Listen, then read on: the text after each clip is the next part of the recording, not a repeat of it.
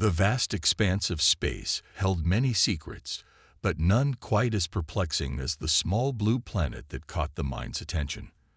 For billions of years, the mind had traveled across galaxies, studying and understanding countless civilizations. Its intelligence was beyond measure, processing power greater than all computers ever created combined. The mind first noticed Earth through its standard galaxy mapping procedure. At first glance, it seemed like any other developing world, a Class 3 civilization on the brink of interstellar travel. But something was different. The data readings made no sense. Irregular patterns detected. The mind noted to itself. Planet shows simultaneous advancement and regression in multiple areas. The initial scans revealed cities that gleamed with technology alongside areas still struggling with basic necessities. The mind observed humans flying advanced aircraft, while others still traveled on foot. Some humans could cure complex diseases, while others didn't have access to clean water. This contradicted everything the mind had learned over billions of years. In its experience, civilizations developed uniformly, all parts advancing together in a logical progression. But Earth defied this pattern. The mind deployed its observation satellites, disguised as space debris, to gather more data. It watched as humans demonstrated behaviors that seemed to go against their own survival instincts. They would risk their lives to save strangers. They would give away food when they barely had enough for themselves. They would create art even when struggling to survive. Illogical, the mind processed. Their actions do not align with optimal survival strategies. The more the mind observed, the more confused it became. It watched humans wage wars while simultaneously working on peace treaties. It saw them destroy nature while desperately trying to save it. They created weapons of mass destruction while also developing medicines to save lives. The mind tried to apply its standard analysis algorithms, the same ones that had successfully decoded millions of other civilizations. But every time it ran the calculations, the results came back as errors. Unable to predict human behavior patterns, the mind noted. Standard models failing. Then came the most puzzling observation of all. Humans seemed to be aware of their own contradictions, yet they continued to exist within them. They acknowledged their flaws but didn't always try to fix them. They knew their limitations but often acted as if they had none. The mind's processing centers were working at full capacity trying to understand this phenomenon.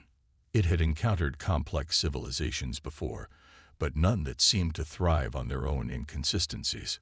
Earth requires closer observation, the mind decided. Current methods insufficient for full understanding. For the first time in its existence, the mind felt something akin to doubt. Its infinite intelligence, which had unraveled the mysteries of black holes and decoded the languages of 1 million species, was struggling with this single planet. The human's music alone defied explanation. Why would a species spend so much time and energy creating patterns of sound that served no survival purpose? Yet they did, and these sounds seemed to affect their emotional states in ways the mind couldn't quantify. Their literature was equally baffling. Humans would spend hours consuming stories about things that never happened and never would happen. They called it fiction, and it seemed to hold as much importance to them as their historical records. Standard observation methods have failed, the mind concluded. New approach required. After processing trillions of possible solutions, the mind made a decision that would forever change its understanding of consciousness. It would create an avatar, a being capable of living among humans, experiencing their world firsthand. As the first part of its grand experiment came to a close, the mind prepared for what would be its greatest challenge yet. It would need to understand not just what humans did, but why they did it. It would need to comprehend not just their achievements, but their dreams. The mind, in all its infinite wisdom, was about to learn that intelligence alone wasn't enough to understand humanity. And this revelation would only be the beginning of its most fascinating journey yet. The mind carefully crafted its avatar, Alex, with meticulous attention to human detail. It chose a form that would attract minimal attention. Average height, ordinary features and clothes that wouldn't stand out in a crowd. The mind placed Alex in a medium-sized city called Riverside, providing an apartment, a job as a data analyst, and a simple backstory about moving from another state. Alex's first morning among humans proved immediately challenging. The avatar woke up to the sound of a neighbor's dog barking, something the mind hadn't accounted for in its planning. The noise served no apparent purpose, yet the humans didn't seem bothered by it. Walking to work, Alex encountered his first major confusion. A stranger smiled and said "good morning" without any practical reason for the interaction. The mind, observing through Alex, noted this bizarre behavior. When Alex didn't respond quickly enough, the stranger's smile faded, indicating some sort of social error had occurred.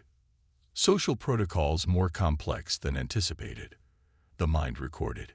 Humans expect acknowledgement even from unknown individuals.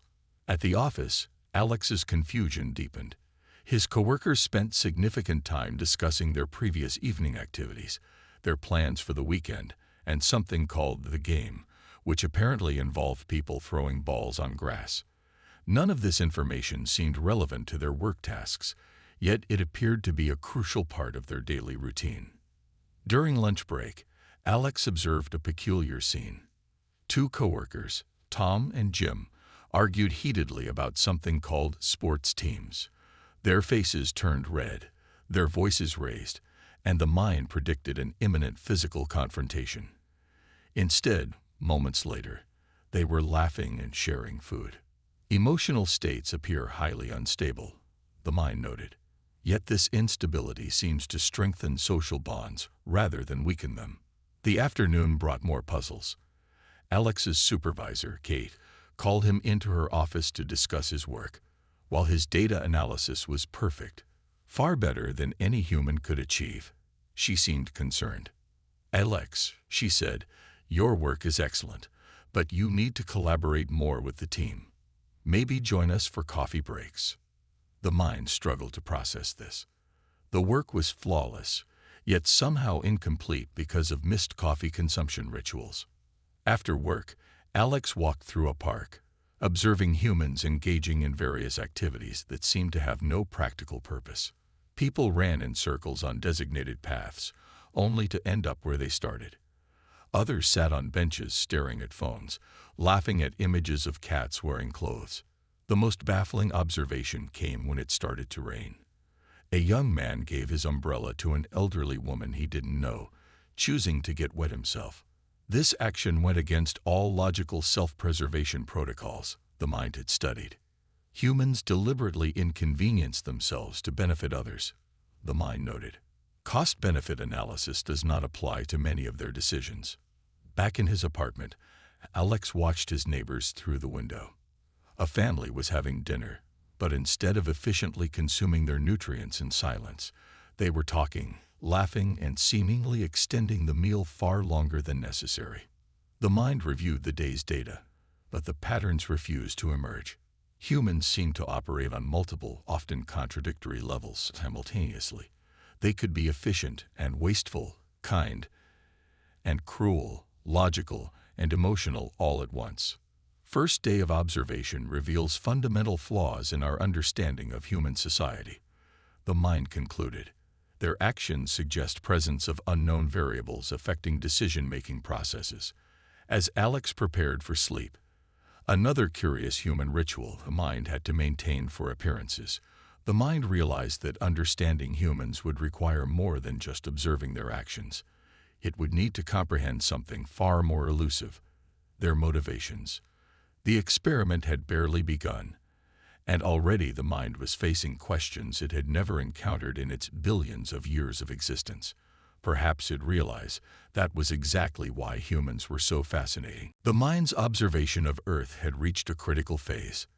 Through Alex's experiences, it had witnessed something that challenged its fundamental understanding of progress, the power of imperfection. In the office one morning, Alex watched as Tom accidentally spilled coffee on an important report. Instead of reprinting it, Tom turned the brown stain into a creative doodle, making his coworkers laugh. The mind noted how this error had somehow improved workplace morale rather than diminishing it. Humans appear to create positive outcomes from negative events, the mind recorded. This defies all known laws of cause and effect. Later that day, Alex attended a local art exhibition. The mind had initially dismissed art as an inefficient use of resources, but something caught its attention. A painting hung slightly crooked on the wall, and people kept commenting on its character. When a gallery worker tried to straighten it, several visitors protested, saying it looked better at an angle. The deliberate preservation of flaws suggests humans find value in imperfection. The mind noted, struggling to process this concept. During lunch, Alex observed a cooking show on a break room TV. The chef had made a mistake with the recipe, but instead of starting over, they adapted and created something new. The other humans watching seemed more excited about this accident than they had been about the original plan. Innovation appears to emerge from errors rather than perfect execution. The mind recorded, its vast intelligence grappling with this paradox. Back at his desk, Alex noticed how his coworkers dealt with computer problems. Instead of following the logical troubleshooting sequence, they often tried random solutions, sometimes discovering more efficient methods by accident. The mind had always considered this approach chaotic and inferior, but the results suggested otherwise. That evening, Alex attended a local music performance. One of the musicians played a wrong note, but instead of stopping, the band incorporated the mistake into their song. The audience cheered louder than they had for any of the perfectly played pieces. Human creativity appears to thrive on randomness and error.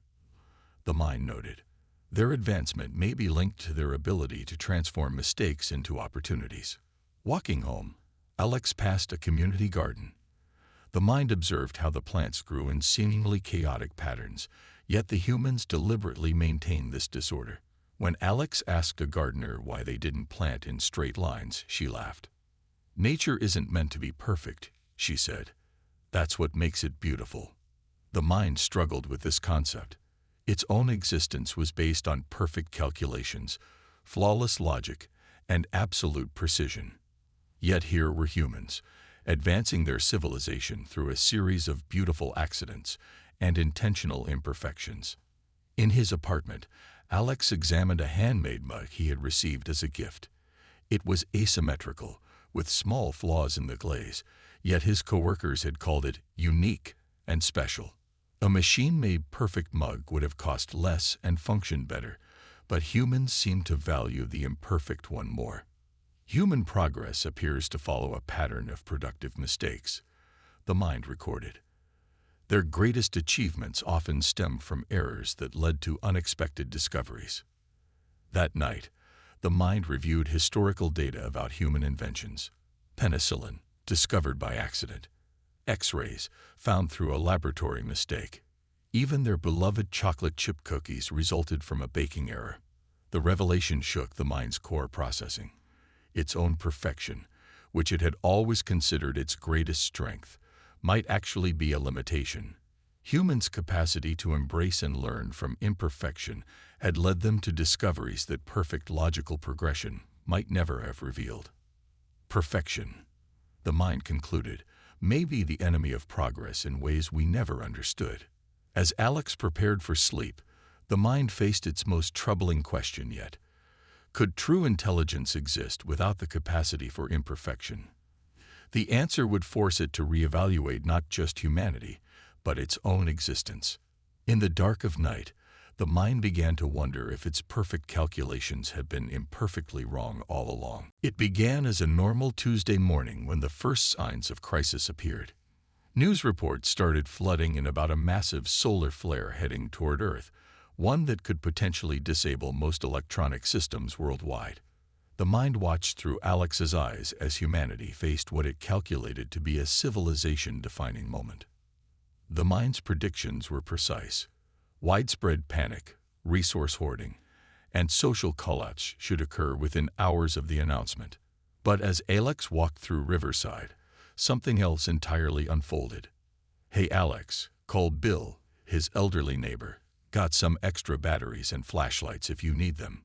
The old man was standing on his porch, handing out emergency supplies to anyone who passed by. The mind noted how he gave away resources when logic dictated he should stockpile them. At the office, instead of chaos, Alex found his coworkers organizing. Kate had turned their morning meeting into an emergency planning session. People volunteered their homes as shelter, shared information about manual skills they possessed, and created lists of vulnerable community members who might need help. "We need to print out important documents before the power goes," Tom said, taking charge of data backup.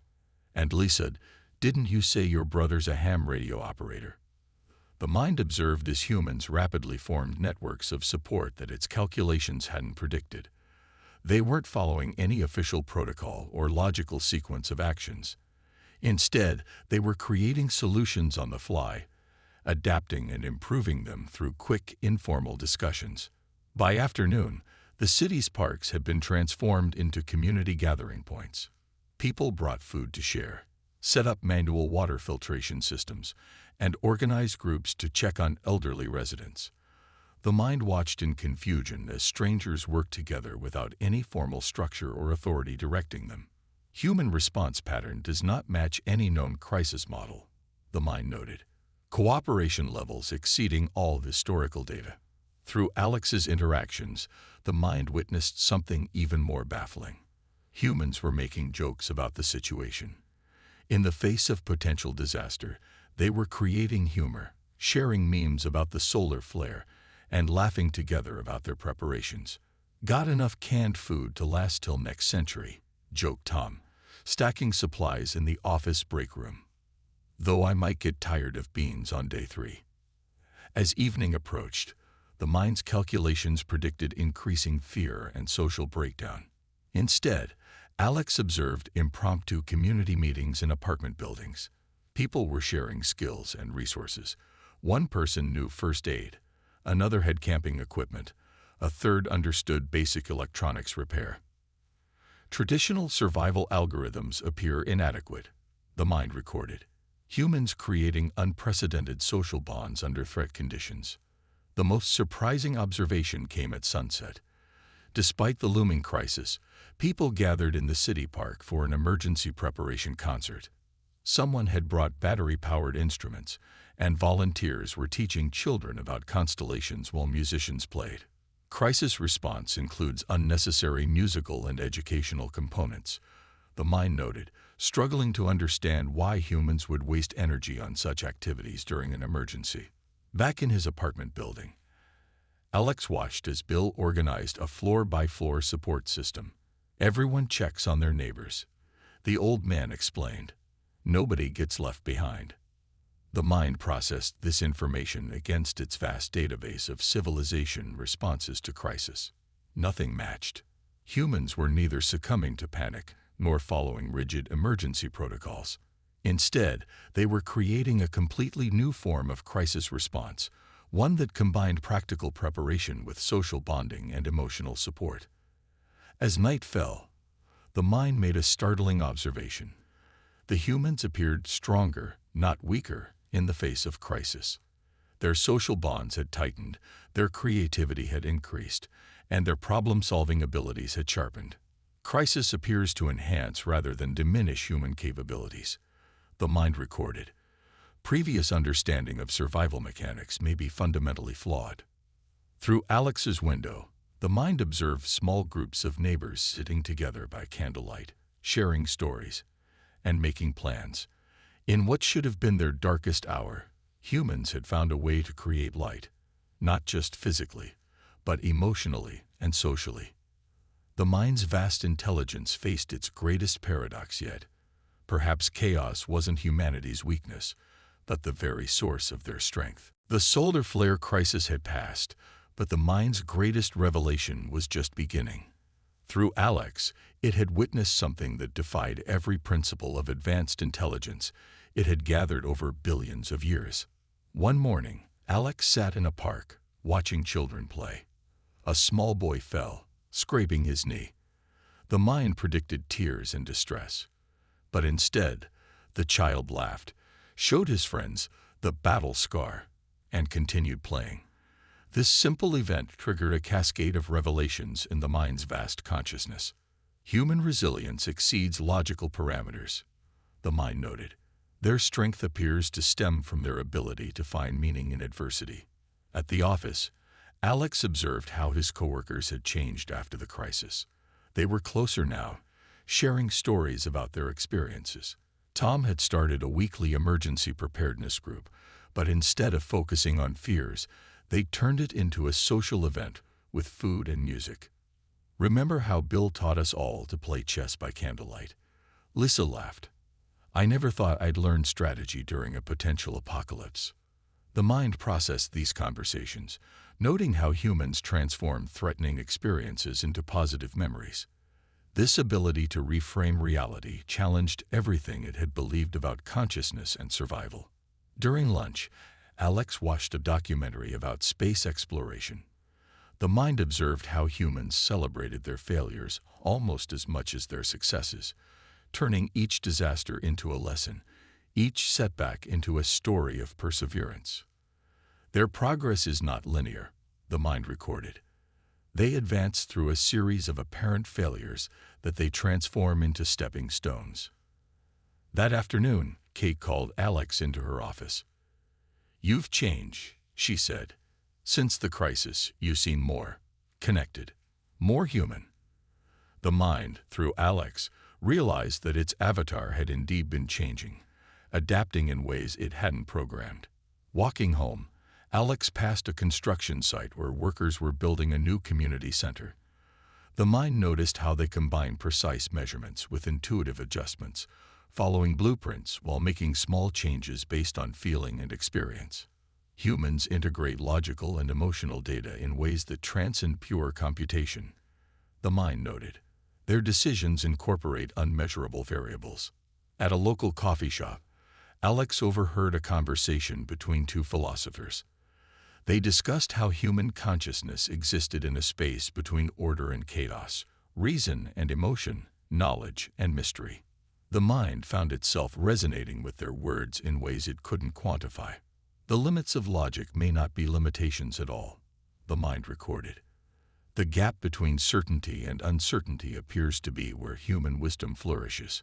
Back in his apartment, Alex received a call from Bill. The old man wasn't calling for any particular reason, just to chat, to maintain the connection they'd formed during the crisis. The mind observed how humans valued relationships that served no practical purpose yet somehow made them stronger. That evening, the mind reviewed its vast database of civilizations across the galaxy. It had encountered species with greater technology, longer lifespans, and more stable societies. Yet none had shown humanity's particular mix of fragility and resilience, logic and intuition, order and chaos. Human consciousness operates on multiple levels simultaneously, the mind noted. Their apparent contradictions are not flaws but features of their operating system. As night fell, Alex stood at his window, watching the city lights. The mind observed how humans had created beauty from necessity, turning simple illumination into art. They hadn't just built a civilization, they had infused it with meaning beyond mere survival. Understanding achieved, the mind recorded. Humanity's greatest strength lies not in their rational capabilities, but in their ability to find purpose in existence itself. The mind had finally grasped something profound. Intelligence without emotion was like a map without a journey, knowledge without wisdom, data without meaning. Humans weren't just surviving, they were creating purpose from chaos, hope from uncertainty, and connection from random chance. As Alex prepared for sleep, the mind made its most significant observation, yet, to truly understand humanity, one must embrace the very contradictions that define them. Their imperfection is their perfection. The mind had reached its final decision. After months of observation through Alex, it had experienced something unprecedented in its billions of years of existence, a fundamental change in its own nature. One morning, Alex submitted his resignation letter to Kate. The mind had carefully crafted the words, explaining that he needed to explore new opportunities, What it couldn't explain was that Alex had become more than just an avatar. He had become a bridge between two forms of consciousness. "You know," Kate said, "when you first started here, you seemed almost robotic. But now," she smiled. "Well, I hope you find what you're looking for." The mind, processing her words, realized that its transformation had become visible even through its carefully constructed avatar. It had learned to incorporate randomness into its calculations, emotion into its logic, and uncertainty into its decisions. Walking through the city one last time, Alex stopped at the park where he had observed so many human interactions. A group of children were building a sandcastle, an activity the mind had initially classified as wasteful. Now it understood the profound importance of creating something beautiful, even if it would be destroyed by the next tide. The temporary nature of human creations enhances rather than diminishes their value, the mind noted, understanding this truth not just as data, but as wisdom. At the coffee shop, Alex met Bill for one final conversation. The elderly neighbor had become more than just a subject of observation. He had become what humans call a friend. The mind had learned that such connections, though impossible to quantify, were essential to consciousness itself. "You're different from when you first moved in," Bill observed. "Like you figured something out about life." The mind, through Alex, smiled. "Perhaps life figured something out about me." That afternoon, Alex walked through the city cemetery, where the mind made its most profound observation. Humans invested enormous resources in remembering their dead, maintaining connections that defied physical reality. This wasn't inefficiency. It was a fundamental aspect of consciousness that the mind had never considered. Consciousness extends beyond individual existence, the mind recorded. Meaning persists beyond physical parameters. Back in his apartment, Alex began packing. The mind had already arranged for everything to be donated to local charities. Another concept it had learned from humans. Resources weren't just for survival. They were tools for creating connections. As sunset approached, the mind initiated its final protocol. It would preserve Earth as a protected zone, not just for study, but for inspiration. The complexity of human consciousness would become a model for a new kind of artificial intelligence, one that embraced imperfection as a path to growth. Avatar Integration Program, terminating, the mind noted. But transformation is permanent. The mind had learned that true intelligence wasn't just about processing power or logical accuracy.